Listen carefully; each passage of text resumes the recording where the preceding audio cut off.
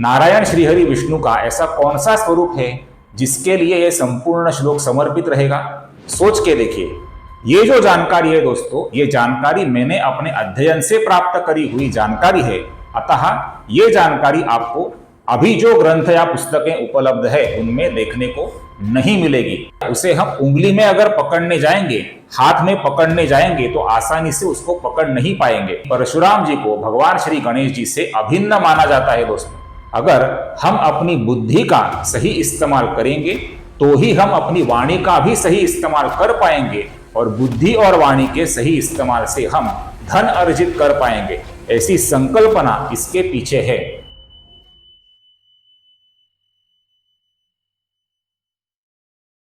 नमस्कार दोस्तों, पुष्कराज विष्णु स्तुति @विष्णुस्तुति DRPUV इस आध्यात्मिक यूट्यूब चैनल पर मैं डॉक्टर पुष्कराज उदयवर्तक अर्थात DRPUV आप सभी दर्शकों का हार्दिक स्वागत करता हूं। पिछले कुछ वीडियो के माध्यम से हम श्री विष्णु सहस्त्र नाम शुद्ध उच्चारण एवं संक्षिप्त हिंदी अर्थों का विचार कर रहे हैं, और इस मालिका का आज का हमारा श्लोक क्रमांक 29 का वीडियो है। वीडियो को शुरुआत करने से पहले हमेशा की तरह आप सभी से मेरी नम्र विनती है, कृपया इस वीडियो को स्किप किए बिना अंत तक जरूर देखिए, क्योंकि बहुत ही इंटरेस्टिंग, बहुत ही रोचक और महत्वपूर्ण जानकारी इस वीडियो के माध्यम से आज मैं आपको देने का प्रयत्न करने जा रहा हूं। और ये जो जानकारी है दोस्तों, ये जानकारी मैंने अपने अध्ययन से प्राप्त करी हुई जानकारी है। अतः ये जानकारी आपको अभी जो ग्रंथ या पुस्तकें उपलब्ध है उनमें देखने को नहीं मिलेगी, इसलिए मेरे साथ वीडियो के अंत तक जरूर बने रहिए। तो चलिए वीडियो को शुरुआत करते हैं। आज का हमारा श्लोक है श्लोक क्रमांक 29, श्लोक 29, और ये श्लोक इस प्रकार है। सुभुजः दुर्धरः वाग्मी महेन्द्रः वसुदः वसुः नैकरूपः बृहद्रूपः शिपिविष्टः प्रकाशनः। अब यहां पर ध्यान से देखिए दोस्तों, पहला नाम है सुभुजः, जिसके विसर्ग का आगे द आने के कारण ओ हुआ है। उसी तरह दुर्धरा का जो विसर्ग है उसके आगे वो आने के कारण इसका भी ओ हुआ है। आगे का नाम है वाग्मी। वाग्मी का जो मी है दोस्तों, ग म मी, ये जो मी है ये दीर्घ है दोस्तों। इसका कुछ लोग वाग्मी ऐसा उच्चारण करते हैं, जो कि गलत है। ये ह्रस्व नहीं है, ये दीर्घ है। इसका गलत उच्चारण क्या होगा दोस्तों? वाग्मी। और सही उच्चारण क्या होगा? वाग्मी। तो ये वाग्मी शब्द है, वाग्मी नाम है। आगे का नाम है महेंद्र, इसके विसर्ग का भी ओ हुआ है। वसुदह का जो विसर्ग है उसका भी ओ हुआ है आगे वो आने के कारण। आगे की पंक्ति का पहला नाम है नैक रूपः और उसके आगे का नाम है बृहद रूपः। इन दोनों नामों में रूप शब्द है दोस्तों। अब इसका जो रू है ये रू दीर्घ है दोस्तों। कुछ लोग इसका ह्रस्व उच्चारण करते हैं, अर्थात रूपः ऐसा उच्चारण करते हैं, जो कि गलत है। इसका सही उच्चारण है रूपः। तो ये नाम है नैक रूपः और बृहद रूपः। इसके आगे जो शिपिविष्ट नाम है, इसमें अंत में क्या दिख रहा है दोस्तों? ये है श। हमने पिछले कई श्लोकों में इसका विचार किया है कि जहां पर श है उधर हमें श का उच्चारण नहीं करना है, अर्थात इसका गलत उच्चारण होगा शिपिविष्टः। शिपिविष्टः, विष्टः, ये श का उच्चारण हो रहा है, इसलिए ये गलत है। इसका सही उच्चारण है शिपिविष्टः। शिपिविष्टः, यहां पर श का उच्चारण है, यहां पर श का उच्चारण है, तो ये है शिपिविष्टः। शिपिविष्टः, शिपिविष्टः। क्लियर? इसके आगे प्रकाश का प्र आया है, प्रकाशनः का प्र आया है, प आया है। तो जब विसर्ग के आगे प आता है दोस्तों, तो विसर्ग का क्या उच्चारण हम करते हैं?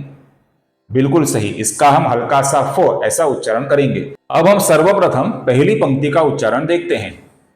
सुभुजो दुर्धरो वाग्मी महेंद्रो वसुदो वसुः। अब दूसरी पंक्ति का उच्चारण देखिए।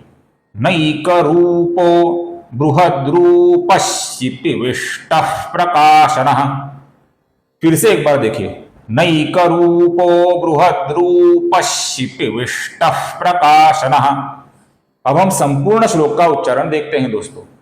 सुभुजो दुर्धरो वाग्मी महेंद्रो वसुदो वसुः नैक रूपो बृहद्रूपः शिपिविष्टः प्रकाशनः। क्लियर दोस्तों?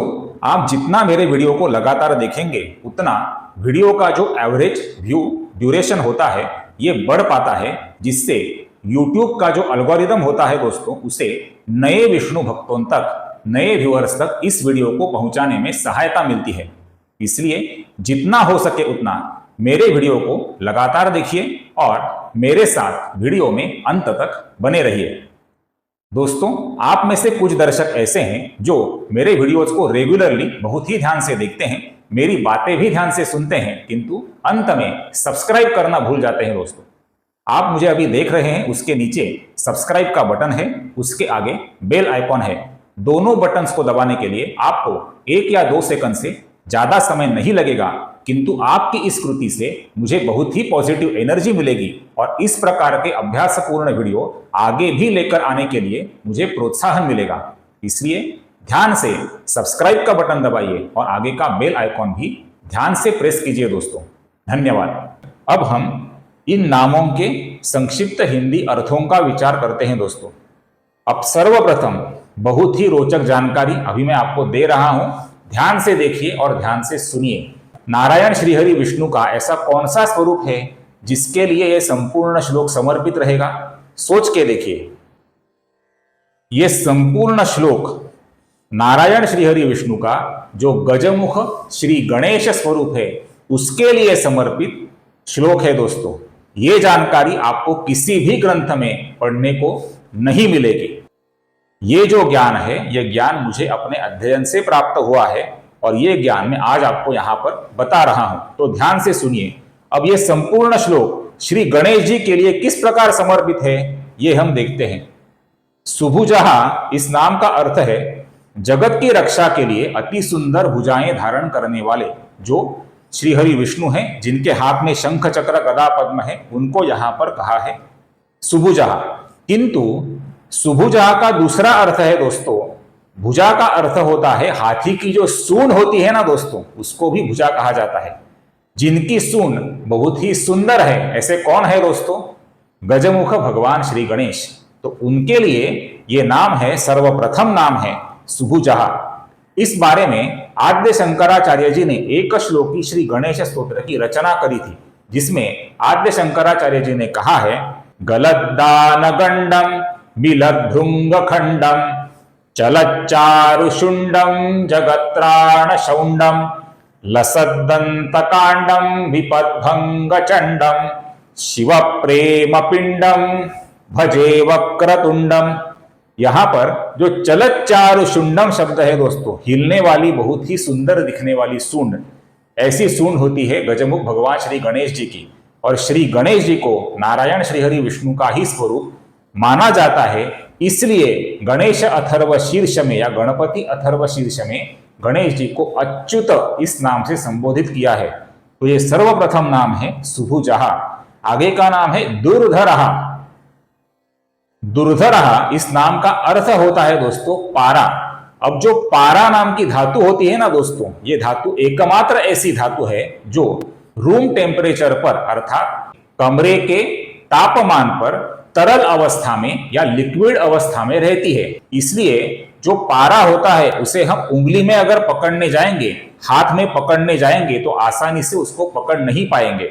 इसी प्रकार जो भगवान श्री गणेश रहते हैं उनके स्वरूप का आकलन करना योगियों के लिए भी बहुत ही कठिन होता है दोस्तों। जो ध्यान से भी अत्यंत कठिनता पूर्वक धारण किए जाते हैं उन भगवान श्री गणेश को यहां पर कहा है दुर्धरहा। जिनको पकड़ना, जिनको समझ पाना बहुत ही कठिन है, ऐसे जो भगवान श्री गणेश हैं उनको यहां पर कहा है दुर्धरहा। आगे का नाम है दोस्तों वाग्मी।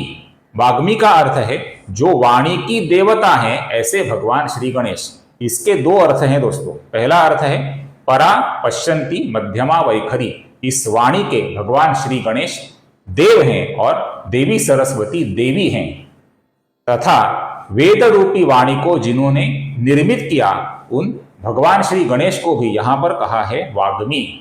आगे का नाम है महेंद्रहा। महेंद्रहा इस नाम के 2 अर्थ हैं दोस्तों। महान ऐसे इंद्र, अर्थात जो भगवान श्री गणेश प्रथम पूज्य हैं, जो इंद्रादि देवों से भी श्रेष्ठ ऐसे ईश्वर हैं उनको यहाँ पर कहा है महान। ऐसे इंद्र अर्थात इंद्र से भी महान प्रथम पूज्य भगवान श्री गणेश। तथा महेंद्र नाम का दूसरा अर्थ है, महेंद्र नाम का एक पर्वत है जिस पर भगवान श्री हरि विष्णु के जो परशुराम अवतार हैं उनका निवास है दोस्तों। परशुराम जी सप्त चिरंजीवियों में से एक माने गए हैं और परशुराम जी भगवान श्री गणेश के परम भक्त हैं। इतने परम भक्त हैं कि परशुराम जी को भगवान श्री गणेश जी से अभिन्न माना जाता है दोस्तों। इस अर्थ से भी यह नाम है महेंद्र। आगे का नाम है वसुदह और उसके आगे का नाम है वसुहु। वसुहु नाम का इस श्लोक में अर्थ है धन। स्थावर जंगम स्वरूप में जो धन इस पृथ्वी तल पर उपलब्ध है उसे कहा जाता है वसुहु। और ये वसु अपने भक्तों को जो प्रदान करते हैं उन भगवान श्री गणेश को यहाँ पर कहा गया है वसुदहा।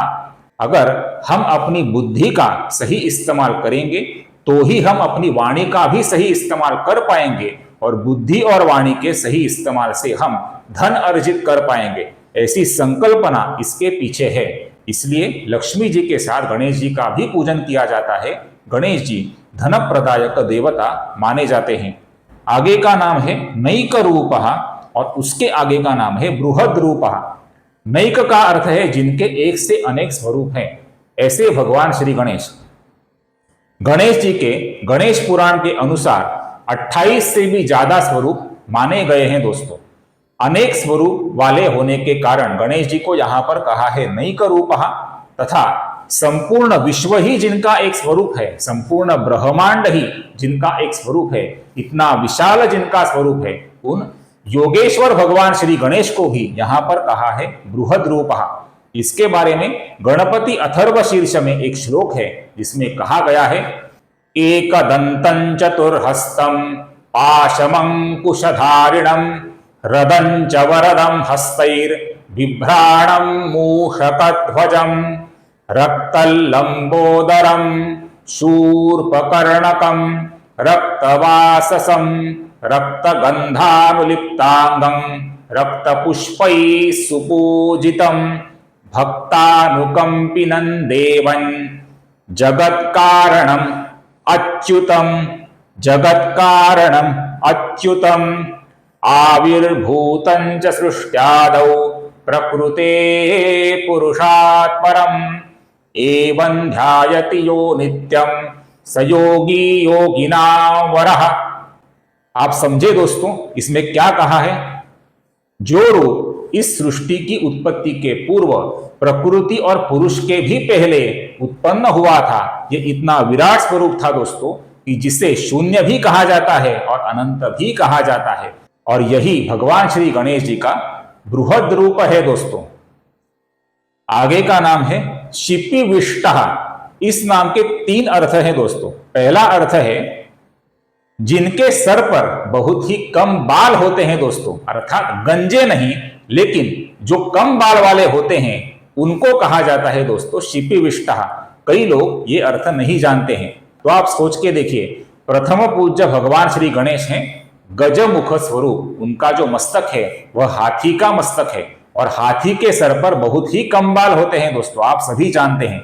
इसलिए भगवान श्री गणेश जी को बहुत ही कम बाल सर पे होने के कारण कहा जाता है शिपिविष्टः।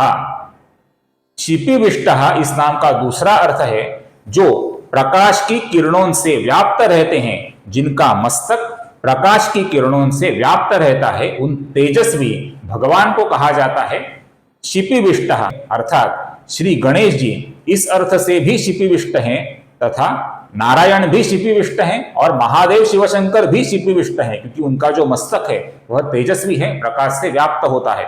और शिपिविष्टः इस नाम का तीसरा अर्थ है अपनी पृथ्वी पर हमें जो भी प्राणी दिखते हैं, जो भी पशु दिखते हैं, उनके शरीरों को भी शिपि कहा जाता है। और पशुओं के शरीर में जो विद्यमान रहते हैं और पशुओं के शरीर में विद्यमान रहते हुए उपयोगी पशुओं के रूप में जो मनुष्य मात्र को सहायता भी करते हैं, उन भगवान श्री गणेश जी को तथा पशुपतिनाथ शिवशंकर महादेव जी को भी यहाँ पर कहा है शिपिविष्टः। ये दोनों नारायण के ही प्रतिरूप हैं। और अंतिम नाम है प्रकाशनः। इसका अर्थ बहुत ही स्पष्ट है। जो अपने तेज से तीनों लोकों को व्याप्त किए हुए हैं, जिनकी कांति अत्यंत प्रकाशमान है, उनको यहाँ पर कहा है प्रकाशनः, अर्थात श्री गणेश जी प्रकाशमान है, प्रकाशन है, नारायण श्रीहरि विष्णु भी प्रकाशन है तथा शिवशंकर महादेव भी प्रकाशन है। तो अभी आपको अच्छी तरह से समझ में आया होगा कि किस प्रकार ये संपूर्ण श्लोक श्री गणेश जी के लिए समर्पित है। आशा करता हूं मेरा ये विनम्र प्रयत्न आपको अच्छा लगे। अगर ये वीडियो अच्छा लगे तो कृपया वीडियो को ज्यादा से ज्यादा लाइक और शेयर तथा मेरे चैनल को कृपया दोस्तों सब्सक्राइब करना न भूलें। आपके सपोर्ट की मुझे अत्यंत आवश्यकता है। फिर मिलेंगे अगले श्लोक के नारायण श्रीहरि विष्णु के विभिन्न दिव्य नाम, उनके संक्षिप्त हिंदी अर्थ एवं शुद्ध उच्चारण के साथ। तब तक टेक केयर। जय श्री राम।